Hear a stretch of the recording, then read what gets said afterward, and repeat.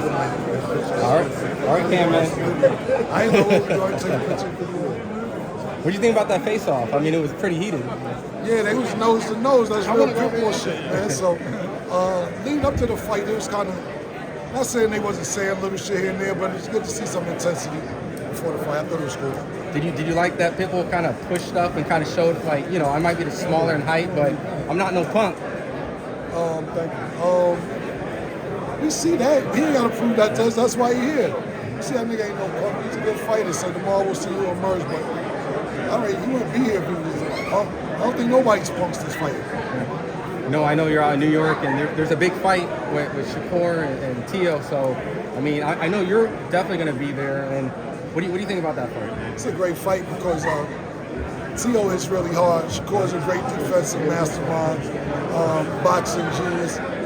This is one of them things when they say styles make fights. I'm really excited to see that, so I'll be there the 31st of January. What do you think about Shakur?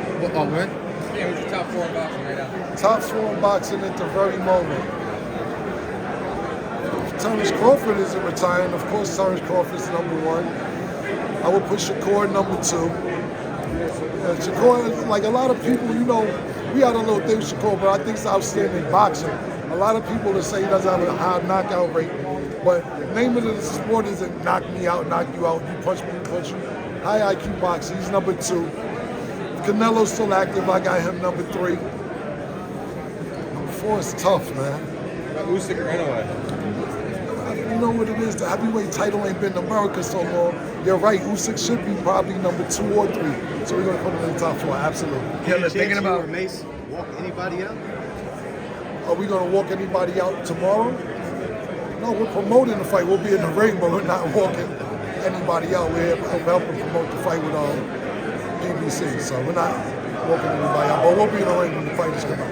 Mace had some advice for Tank on who to fight next. Do you agree that it should be Lamont? I don't know. I think, like I said, I'm a big Tank fight. I think you need to handle whatever you got going on outside the ring and then make a decision from there. 3 fights you have to see in 2026. We don't get the fight. The fights be on Twitter. Fights be all the follow the good fights are on X. I don't know who gonna fight. The fights that I would Fights that you want. The fight that I want to see. I would like to see a rematch with Crawford and Canelo. I would like to see Tank eventually fight Shakur. If he gets past Tio. If not, I would like to see Tio fight Tank. And the last fight would be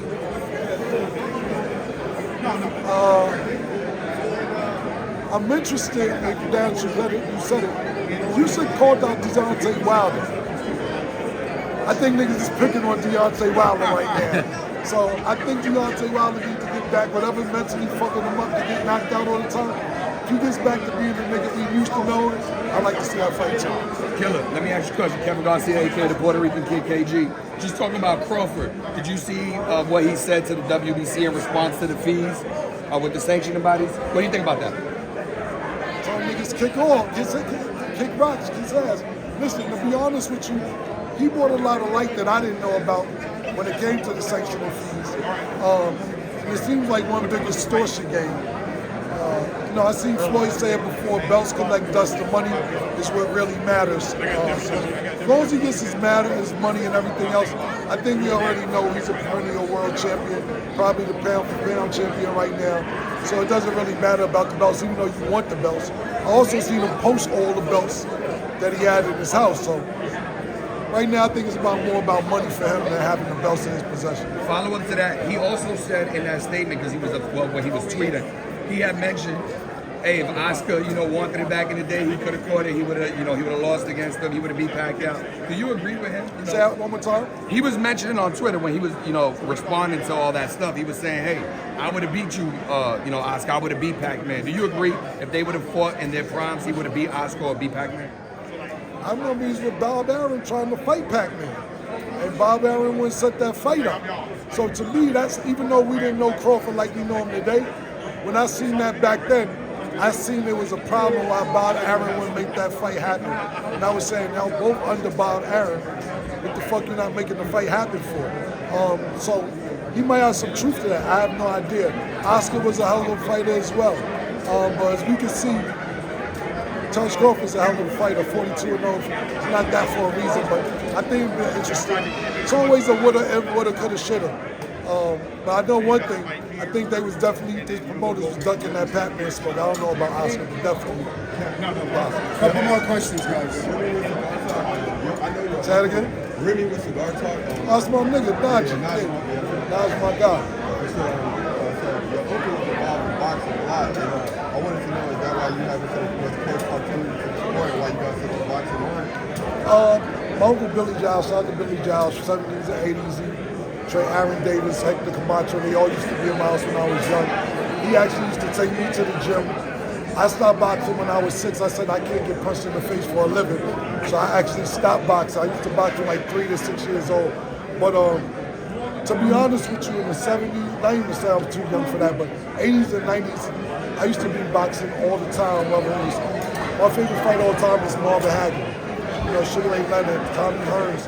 We don't get the fights that we used to get back then. So now I'm just more of a casual fan until the last 2 years. But yeah, I grew up in a boxing household and I love boxing growing up. But yeah, I'm kind of close to the sport because I grew up in a boxing household. What do you think about a matchup with Jaron, Ennis, and Virgil Ortiz? I mean, it seems like it's replicating a fight that may not happen anytime soon, but... Niggas better leave Ennis alone, man. That's what I have to say. Ennis, at 147, I don't think nobody's really messing with Ennis right now. My personal opinion. Last question, guys. I got one for you, Killer. I just want to get something totally different. I don't know if you heard the other day, Academics, he was talking about senior citizen and fashion choices between Fab and Mano. Just your thoughts on that? Do you think there's something to that?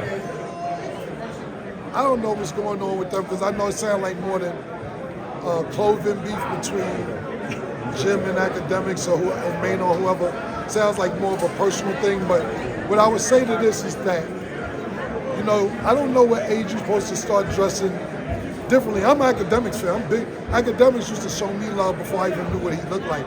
So I'm not on nobody's side with this. I'm a big Academics fan, and I like the podcast what these guys are doing too. But I just don't know what age you say, you know what, I'm too old to wear a chain. I'm too old to wear a designer belt or anything like that. I just don't know the age. Me personally, I'm looking forward to putting on some Dockers, choking a pair of New Balance out really tight. And then you're going to know I'm fucking wealthy. That's the wealthy look, man. So, Thank you, guys. Appreciate it. Good luck, Killer.